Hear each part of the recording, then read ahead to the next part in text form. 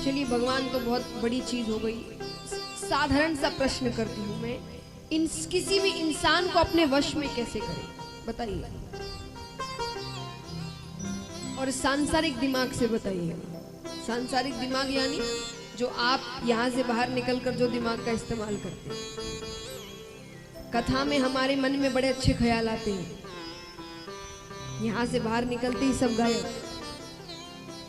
यहाँ बैठेंगे तो सोचेंगे बड़ी शांति से रहना चाहिए, चिल्लाना नहीं चाहिए।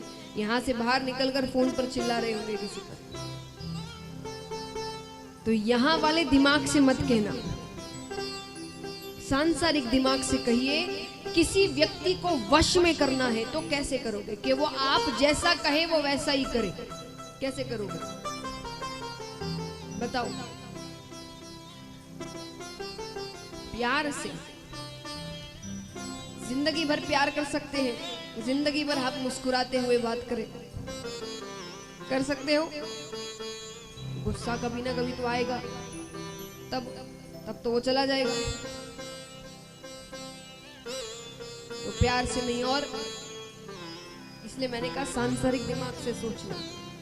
ये प्यार से वाली बात यहाँ आ रही है, यहाँ से बाहर निकल के ये ख्याल नहीं आएगा। और बताइए जल्दी।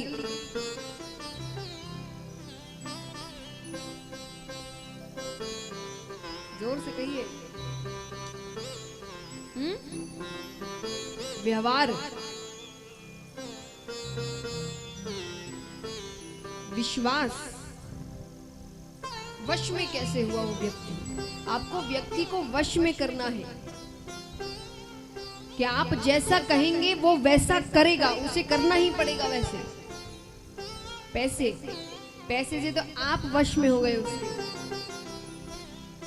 कि जब तक पैसे दोगे तब तक काम करूंगा, जहां नहीं दिया चलो।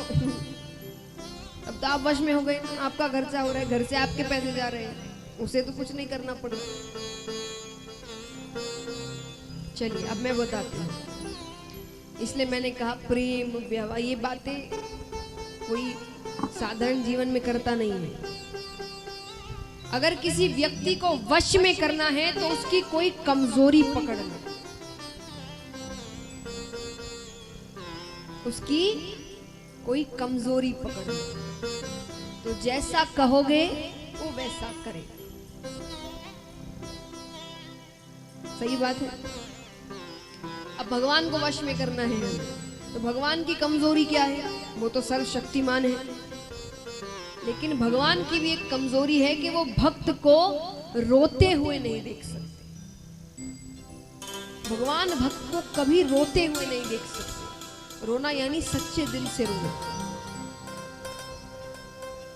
और ये बात मैं नहीं कह रही है, भगवान कहते हैं। और हर व्यक्ति के लिए, पापी से पापी क्यों ना हो, कि सन्मुख होए जीव मोहे जबहि, कि जीव अगर पापी से पापी भी एक बार मेरे सामने आ जाए और रोकर मुझे पुकारे कि हे नाथ, मुझसे जितनी गलती हुई मैं मानता हूं, पर आज से मैं आपका हूं, आप मुझे शरण में ले लीजिए। कि सन्मुख होए जीव मोहि जबहि, जन्म कोटि अदना सही तबहि, यानी जन्मों जन्मों के करोड़ों पाप मैं उसी वक्त नष्ट कर देता हूं उसके, उसी वक्त जब वो रोकर मेरे सामने है। तो भगवान भक्त का रोना नहीं देख सकते, उन्हें रोकर पुकारो, तब भगवान अपने आप अपनी शरण में लेते हैं। इस प्रकार भगवान के स्वरूप के बारे में बताया जाता है। अब प्रसंग है जिस समय श्री सुखदेव मुनि महाराज अपनी माता के गर्भ से निकले थे। वो गर्भ से निकलते ही वन की ओर जाते हैं। वन की ओर जा रहे हैं तो पीछे पीछे उनके पिता श्री वेदव्यास जी महाराज पुत्र विरह में जा रहे हैं कि मेरा पुत्र कहाँ जा रहा है। तो वन में उन्होंने देखा कि जितने पेड़ थे, उन पेड़ की जितनी शाखाएं थी, पत्तियां थी, उन सब में उन्होंने श्री सुखदेव मुनि महाराज के दर्शन किए। ऐसे श्री सुखदेव जी को हम सब प्रणाम करते हैं। आइए, सबके मन में विचार हो रहा होगा कि जन्म लेते ही कैसे वो कहीं और जा सकते हैं। बच्चा होता है, उनके अवतार की कथा सुनने से पहले हम सभी अपने अपने गुरुओं को एक बार याद करते हैं, क्योंकि सुखदेव जी का नाम बड़े बड़े संत या वैरागियों में आता है। सबसे बड़े वैरागी माने जाते हैं और सबसे अच्छे गुरु कहे जाते हैं, जिन्होंने 7 दिनों में भगवत प्राप्ति करवा दी थी, केवल 7 दिन में। तो जिनके गुरु हैं, बनाए हैं जिन्होंने गुरु, वो अपने अपने गुरुओं को याद करें एक बार। जिन्होंने नहीं बनाए वो भगवान से प्रार्थना करे कि अगर उन्हें गुरु मिले तो सुखदेव जी जैसे। गुरुर् ब्रह्मा गुरुर्विष्णु गुरुर्देवो महेश्वरा गुरुर्साक्षात् परम ब्रह्म तस्मै श्री गुरुवे नमः। तस्मै श्री गुरुवे नमः। तो महाराज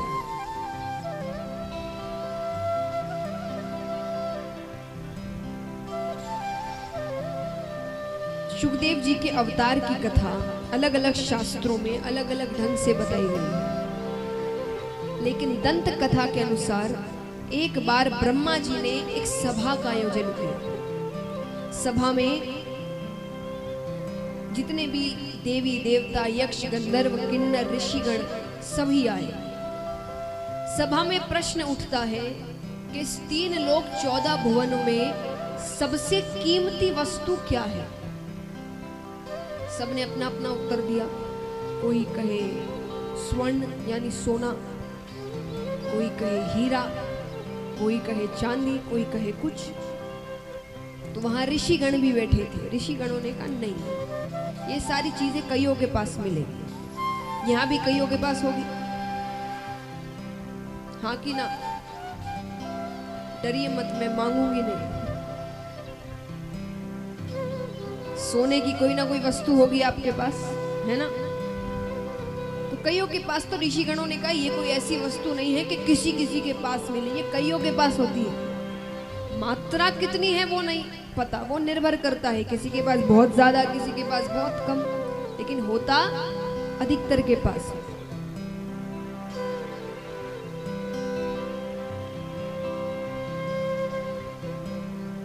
तो देवी देवताओं ने कहा तो आप बताइए, आपके अनुसार सबसे कीमती वस्तु क्या है? ऋषिगणों ने कहा अगर सबसे कीमती कुछ है तो वो है प्रेम, निस्वार्थ प्रेम।